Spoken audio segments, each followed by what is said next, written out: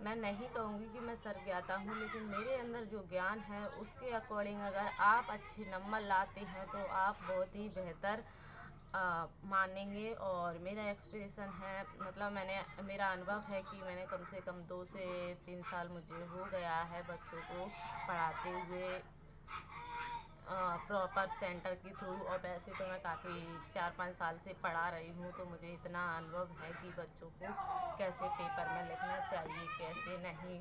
तो बस यही है कि अगर आप भी चाहते हैं बोर्ड परीक्षा में 100% अपना देने के लिए, तो बस सतर्क हो जाइए और कैसे पढ़ना है आपको, क्योंकि अभी अभी आपको पता है 10th के 12th के।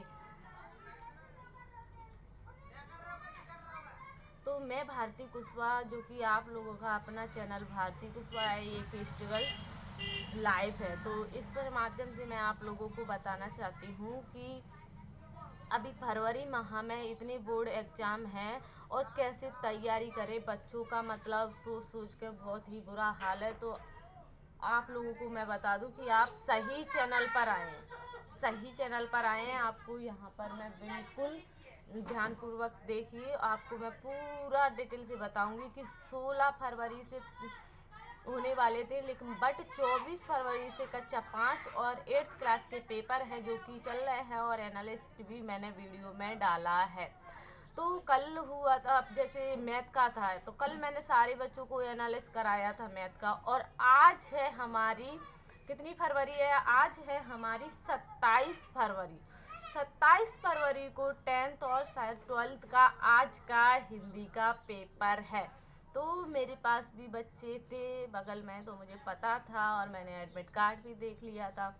तो बस मैं कहूँगी कि आपको जो जितना आता है उसको पहले रिवाज करो, जो नहीं आता है उसको आप एक्टुअली मतलब अकॉर्डिंग ही लिखना है आपको। ऐसा नहीं कि कुछ भी लिख जाए, कुछ भी लिखने से काम नहीं चलेगा, कुछ भी लिखने से काम नहीं चलेगा, क्योंकि आप टेक्निकल ज़माना आ गया है। तो आप लोगों को बस मैं यही सिखाना चाह रही थी कि अगर आप भी 10th 12th या 8th या 5th क्लास में सारी बच्चों की बोर्ड एग्ज़ाम है वो स्टार्ट हो गए हैं, अब आपकी बारी है कि हमें इन पेपर में 2024-25 और 25-26 में कैसे अव्वल आना है। तो बोर्ड एग्ज़ाम बहुत ही टॉपर बनने के लिए हमें जो आता है उसको सबसे पहले लेके कॉपी को अच्छे लेके, वर्डों को अच्छे लेके, शब्दों को अच्छे लेके, क्वेश्चन का आंसर सटीक लेके।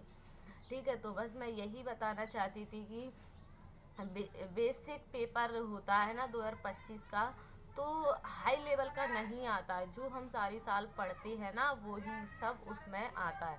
तो घबराने की तो बात ही नहीं है, घबराने की तो आप बिल्कुल भी बात ना करो, घबराने की बिल्कुल भी बात नहीं है। बस बात है तो आप लोगों को अपने पढ़ाई पर भरोसा रखना पड़ेगा और आगे चल के आप भी तैयारी कर सकोगे।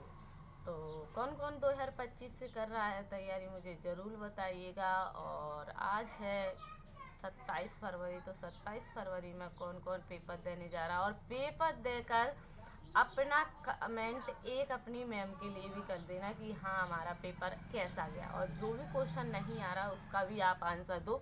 मैं रिप्लाई तुरंत दूंगी, आपको तुरंत की तुरंत रिप्लाई दूंगी। ओके, तो ज़्यादातर बस मैं यही सोचती हूँ कि आप लोगों की हेल्प हो जाए, और बस इसलिए मैं यूट्यूब पर आई हुई हूँ और मैं भी पढ़ाती हूँ। अगर आपको भी पढ़ना है मेरे से या अपने बच्चों को होम ट्यूशन देना है तो आप बेसिक मेरे से दे सकती हैं। जैसे मैं घर पर ऑनलाइन भी क्लास ले लेती हूँ, ऑनलाइन भी डाउट मैं बता देती हूँ, और मेरी ऑफलाइन की फ़ीस बहुत ही कम है, और आप चाहोगे तो ऑनलाइन की फ़ीस भी मैं बहुत ही कम में प्राइज में मैं दे दूँगी। बट आप लोगों से रिक्वेस्ट है कि आप लोग मेरे चैनल को ज़्यादा से ज़्यादा शेयर करें, सब्सक्राइब करें, और मुझे बताएं कि आपको क्या अच्छा लगता है क्या नहीं लगता है।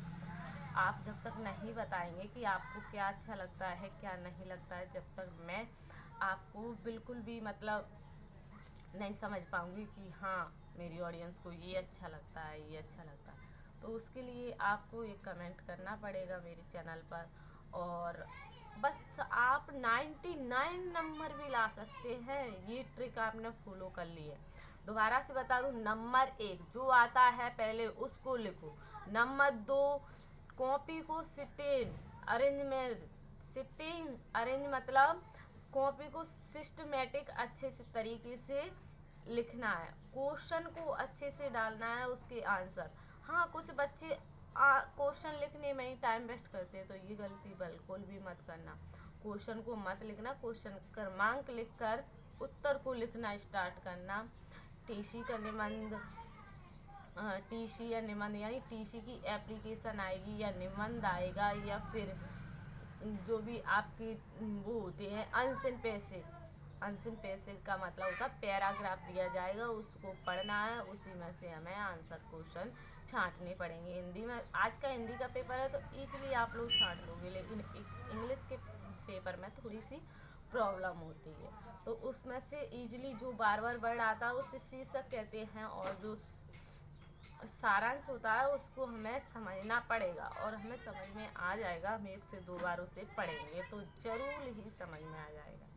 ठीक है, तो बस मैं यही वीडियो में बता रही थी कि आज का टॉपर बनना है तो इन गलतियों को फॉलो करो, इन टिप्स एंड ट्रिक को अपनाओ। Tuition trick and tips, student trick and tips, board exam tricks and tips. तो मैं सभी को ट्रिक एंड टिप्स, जो माता पिता हैं वो अपने बच्चों को समझाएं, जो टीचर हैं जो अपने बच्चों को ज़रूर समझाएं, और जो स्टूडेंट है वो अपने पे फॉलो ज़रूर करें, तभी सफलता मिलेगी, अन्यथा सफलता नहीं मिल पाएगी। फिर मत कहना कि भारती मैम ने कुछ बताया नहीं। तो आज मैं अपने बच्चों को बताया था, मैंने यहाँ पर उनको हिंदी को पढ़ाने की बेसिक जानकारी, मैथ भी सिखाया, ईवीएस भी, इंग्लिश भी। और मेरे बच्चों का सही बताओ, कक्षा बोर्ड के बच्चों का ईवीएस का पेपर था, तो ईवीएस मैंने उन्हें कंप्लीट करवाई।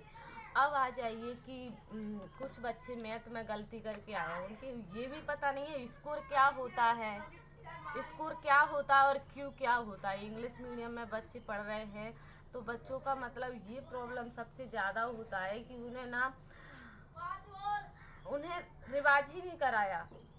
जैसे वर्गमूल, मैं हिंदी मीडियम से पढ़ी हूँ तो मुझे हिंदी मीडियम का ज़्यादा अच्छा सा ज्ञान है, लेकिन मैं पूरी कोशिश करती हूँ कि इंग्लिश मीडियम को ट्रांसलेट करके मैं पढ़ाती हूँ, सच बताऊँ तो मैं आप लोगों को बता दूँ कि हिंदी में जैसे वर्गमूल होते हैं, वर्गमूल की किसे कहते हैं आप ये बताओ।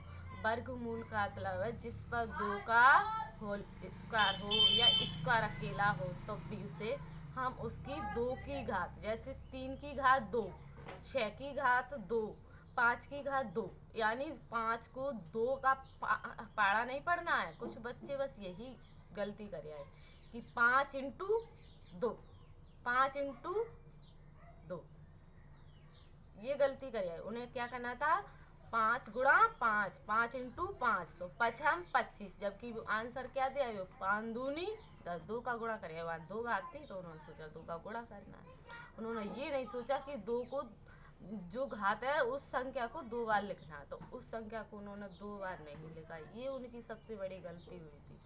ऐसे ही क्यों है, तो जैसे मैंने कोई संख्या पे चढ़ाई, जैसे 5 की घात 3, तो 5 को 3 बार लिखना है, ना कि 5 में 3 का गुणा करना। इतना किस किस को समझ में आ रहा है मुझे ज़रूर कमेंट बॉक्स में बताएं। और अगर आपको भी अपने बच्चों को कुछ भी नॉलेज दिलाना है तो ज़रूर संपर्क करें और लाइक सब्सक्राइब शेयर करें।